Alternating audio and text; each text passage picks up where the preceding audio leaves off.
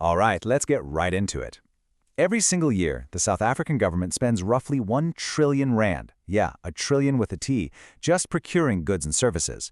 Now, just imagine if the fundamental rules governing that massive pile of money literally changed overnight. Well, you don't actually have to imagine it. With the signing of the Public Procurement Act 2024, the old era of doing business with the state, it's officially over. Welcome to this explainer, where we're going to unpack exactly what this monumental shift means for businesses across the country. So here's our roadmap for today. We'll be looking at the big procurement policy shift, how it empowers SMMEs, the new ownership mandates, the overlooked risks and criticisms, the real-world impact on the construction sector, and finally, how you can actually prepare for the future. All right, Section 1, the procurement policy shift. So, under the old system, which was governed by the PPPFA, procurement was honestly a bit of a mess. It was heavily fragmented, different municipalities basically made up their own rules, creating this complex maze that, frankly, heavily favored massive corporations with entire legal teams on retainer. And if a small business had a dispute, their only real option was a seriously expensive, agonizingly slow battle in the High Court. But the new 2024 Act completely flips the script. We're moving to a unified, single, national framework. It cuts right through the red tape, centralizes oversight, and introduces a fast-track tribunal for disputes.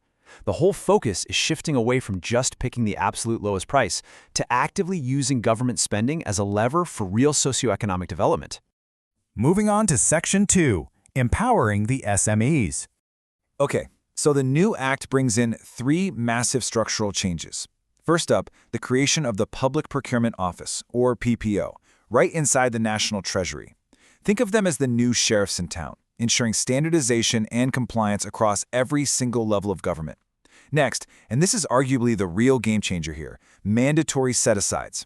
Instead of forcing small businesses into the ring with multinational giants, the government can now legally ring-fence specific contracts exclusively for SMMEs, or businesses owned by youth or women. And third, that dedicated dispute resolution tribunal we mentioned, that finally gives smaller players an affordable, accessible way to actually challenge unfair tender disqualifications without going bankrupt. Which brings us to Section 3, the new ownership mandates.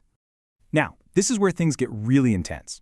Under the proposed 2026 regulations, the government is bringing in strict, mandatory pre-qualification requirements based entirely on a contract's estimated value. For contracts below 20 million rand, bids will be set aside exclusively for specific designated categories of people. And here's the kicker. It requires 100% ownership by members of that category. Not 51%, 100%. For contracts between 20 and 100 million rand, bidders have to either prove that 40% of their prior spend was with majority black-owned enterprises or commit to subcontracting at least 30% to 100% citizen-owned enterprises from those designated groups. And what about mega projects over 100 million?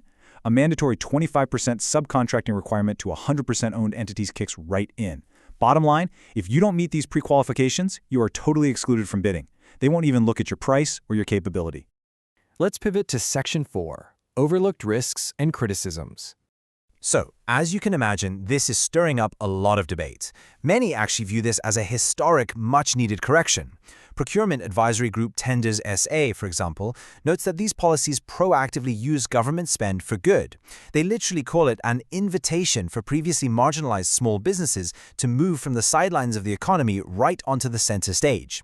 It's a bold attempt to aggressively fast-track transformation and make absolutely sure that smaller players actually get a real slice of that 1 trillion rand pie.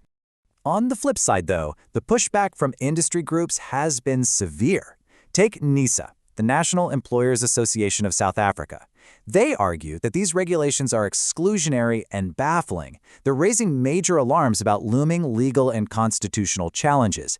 Their deep concern is that forcing entities to subcontract only with 100% black-owned companies might actually end up excluding highly capable businesses just because they don't perfectly fit a rigid ownership percentage. And ultimately, they argue, that's going to hurt service delivery. And honestly, the data behind these concerns, it is staggering. According to an analysis of over 10,000 supplier certificates by the legal compliance firm SERR Synergy, get this, less than 2% of currently available suppliers actually meet that 100% black-owned criteria required by these new thresholds. Less than 2%. That is an incredibly small pool of eligible businesses to draw from. Because that supplier pool is just so incredibly limited, critics are warning of severe operational risks down the line. First, we could see a massive spike in fronting, where artificial ownership structures are quickly thrown together just to win tenders. We might also see a lot of supplier non-participation. Businesses might just throw their hands up and stop trying to bid altogether. Less competition, that means near certain price inflation. And ironically, companies might actually regress on their BBBE scorecards if they are suddenly forced to drop their highly capable 51% Black-owned suppliers just to chase these new 100% mandates. All right, Section 5, Impact on the Construction Sector. To really ground this, let's look at a physical industry literally building the country: construction. South Africa's construction landscape is guided by the Construction Industry Development Board, or CIDB. Their whole mandate is to provide strategic leadership, promote sustainable growth, and, super importantly, ensure the participation of the emerging sector. So we really have to ask ourselves, just how inclusive is this sector right now?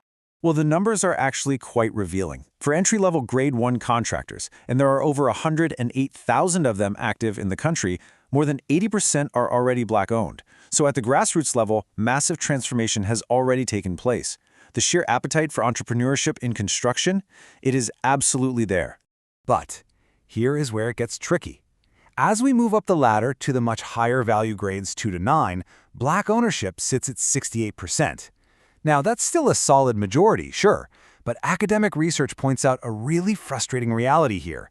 Complex compliance processes, the sheer dominance of massive heritage firms, and a severe lack of access to working capital, they act as these massive bottlenecks. So the big question the new Procurement Act is trying to answer is, how on earth do we push that 80% at the bottom up into those higher, more lucrative grades? And will these super strict ownership quotas be the magic key, or honestly just another layer of complex compliance?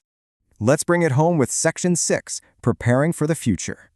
So what can businesses actually do right now? Experts are highly suggesting conducting an immediate readiness audit. First up, a deep compliance check. The new digital systems are going to be absolutely unforgiving. If your tax status or your central supplier database profile isn't absolutely perfect, automated pre-qualification filters are going to instantly block you. Second, sector specialization. Because these set-asides will be highly targeted, mastering a specific niche is going to serve you way better than just being a generalist. And finally, digital transformation. Guys, paper submissions are dying out fast. You absolutely must get fully comfortable with e-tendering platforms if you want to survive. Now, here is absolutely the most critical takeaway for you right now. The National Treasury actually understands these complexities, and they've extended the window for public comment on the draft 2026 regulations. You now have until July 15, 2026 to submit your input. Listen, if you are a business owner, a supplier, or an industry expert tuning in, this is your direct window to actually influence how these historic rules are finalized. Don't sit on the sidelines for this one. Which brings us to our final thought for today. The intention behind the Public Procurement Act of 2024 is undeniably ambitious, right? To finally leverage state spending for true sweeping economic inclusion. But as we've unpacked today, the actual implementation carries some pretty profound risks. So I'll leave you with this. Will these new mandates be the exact catalyst that successfully transforms South Africa's economy once and for all? Or will they become the very bottleneck that completely strangles its supply chains? That, my friends, is the trillion-rand question. Thank you so much for joining me on this explainer, and keep learning.